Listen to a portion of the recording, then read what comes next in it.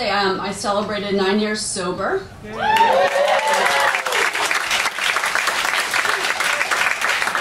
I always like to announce that at readings because I always get applause for that. When I have to read, I get applause just for being sober, so it makes me feel good. So this is a poem about some of the reasons I may have stopped drinking. And it's called Reasons to Stop. You reach into a dirty toilet to retrieve your lipstick. You get into a fist fight with a metal gate outside of a Ukrainian diner at 4 a.m. You pick up a man in a lesbian bar. Your cat silently speaks to you in Spanish. The word happenstance is written across your hand in the morning. You stand in the middle of 23rd Street on a Saturday night screaming, "Why won't you have sex with me?" Your beer goggles wear whiskey goggles.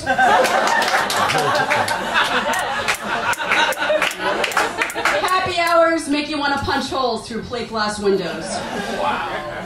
You wake up in some girl's apartment, one wrist tied to a white wicker couch beneath a poster of Kenny G. You call your mother to see if she can tell how high you are.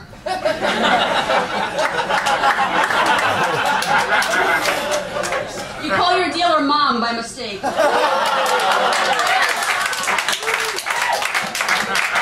Your friend, you know that one with the serious substance abuse problem, puts you in a cab. You can't remember what Sunday looks like. Then there are the nights you walk through the streets crying, and there are already enough women in this city with tears in their eyes.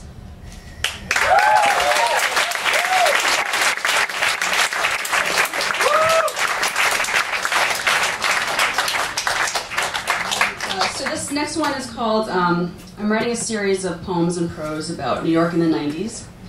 And this piece is called When I Knew Everyone on Avenue A. Left my apartment on East 6th Street one spring night to escape my ex-girlfriend. We still shared a bedroom, and I'd used the last of the toilet paper. Was told I had to replace it right away. Happened upon a dominatrix I knew dining with that evening submissive at an outdoor cafe. Hadn't showered or brushed my hair, and I was carrying 2 rolls of Markel in a plastic bag. She instructed me to sit down at their table. Her client was a businessman from New Jersey. He was quiet. Don't know if that was his nature or if his mistress had told him to keep it shut. Didn't ask, but I ate half his fries. We all got into his car to go to a party in Brooklyn. Sat in the back next to a car seat. The sub was at the wheel, but the dom verbally drove from the passenger side, hands pointing left and right. We crossed a bridge, not sure which one. This was before anyone lived in Brooklyn, and we were unable to locate the proper abandoned warehouse. He dropped me off in front of my building a short while later, and the dom said adieu. At home, the ex demanded my whereabouts. She said I was irresponsible. While I was away, she had to use napkins. They were hard papers, she said, scratchy and irritating.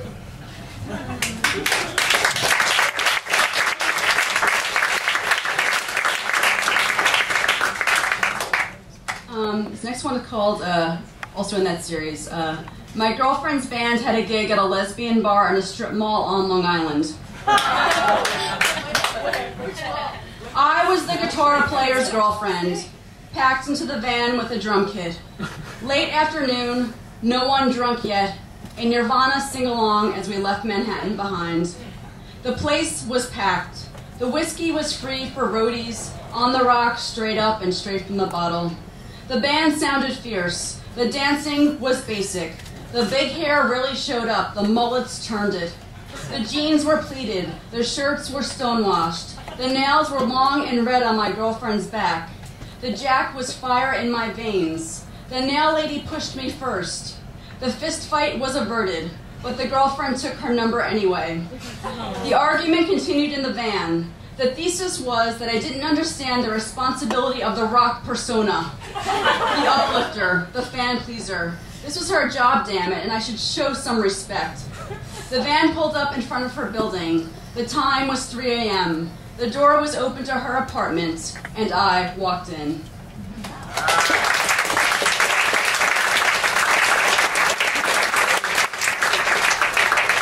So I'm going to close with this one. This is called Relics Encountered on an Afternoon Walk. I remember studying art history while eating potato pancakes, the scent of cloves in my girlfriend's apartment, my cat wrapping herself around my head on my pillow. I remember the time I woke up on that floor, crying on that stoop, my friend wiping my nose with her bare hands. I remember drinking from a magnum of wine at that art opening, eating pizza beneath that loft bed, vertigo on the subway steps. I remember staring at my friend's ceiling as her room got smaller, when that street with the fancy restaurants was terrifying, the view of junk cars and weeds from my window. I remember the $1.75 breakfast special, my mother asking me if I was the butch one, finally throwing out my stonewashed denim jacket from high school. I remember not being able to remember what was in that storefront before, or what route I took to avoid that street, or those people I did not want to talk to that time. I remember hot wax on my fingertips, black jeans in summer, that garlic bread fire in the kitchen. I remember getting spins in that cab, finding a wallet in that cab, leaving my laptop in that cab. I remember standing there waiting for a date, or maybe it was just a friend or a friendly date or a friend who would turn into a date, and on and on. I remember walking into my reflection in the VIP section of that club. I did this repeatedly and over several years. I remember when my Walkman held a disco mixtape, taking that elaborate wooden candlestick with the candle still lit from that party. I remember when it caught fire years later. I remember hearing a street fight one summer night while lying on some guy's air mattress in an apartment with no phone, no sheets, and no curtains. I remember standing on that roof on my birthday vowing to make that year different. I remember that bathroom that was like a coffin when you were too high. I remember that cinnamon gum disintegrating in my mouth on the Brooklyn Bridge. I remember that pink champagne and those plastic flutes. I remember drinking whiskey in the shower, square dancing in that saloon, that stage with the sparkling curtains. I remember that cup of tea that burned going down, trying to relax in that giant bathtub, and feeling too naked to do so. Thank you. I'm doing a reading of a memoir show in progress that I'm working on called What I Knew Everyone in Avenue A. It's at Blue Stockings on February 21st, so if anyone would like to come.